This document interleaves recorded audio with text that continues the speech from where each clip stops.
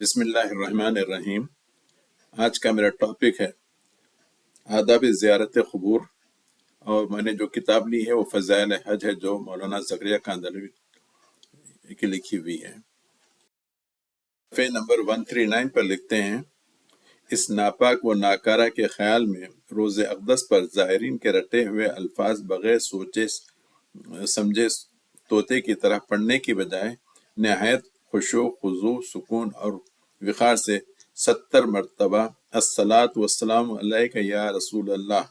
ہر حاضری کے وقت پڑھ لیا کرے تو شاید زیادہ بہتر ہو۔ پیج نمبر 152 پر لکھتے ہیں، جب گنبد خضرا یعنی سبز گنبد پر نظر پڑے تو عظمت و ہیبت اور حضور اقدس کی شان کا استحضار کیا جائے،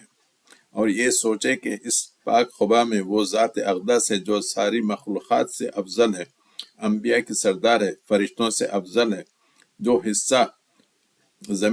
حصہ زمین حضور کے بدن مبارک سے ملا ہوا ہے وہ کعبے سے افضل ہے، عرش سے افضل ہے، کرسی سے افضل ہے، حتیٰ کہ آسمان و زمین کی ہر چیز سے افضل ہے۔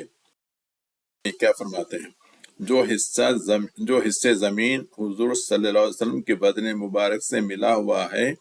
وہ کعبے سے افضل ہے، عرش سے افضل ہے، کرسی سے افضل ہے، حتیٰ کہ آسمان و زمین کی ہر چیز سے افضل ہے۔ آگے فرماتے ہیں، جب کسی قبر پر حاضری ہو تو میت کے پاؤں کی طرف سے جائے، تاکہ میت کو اگر حق تعالی شانہ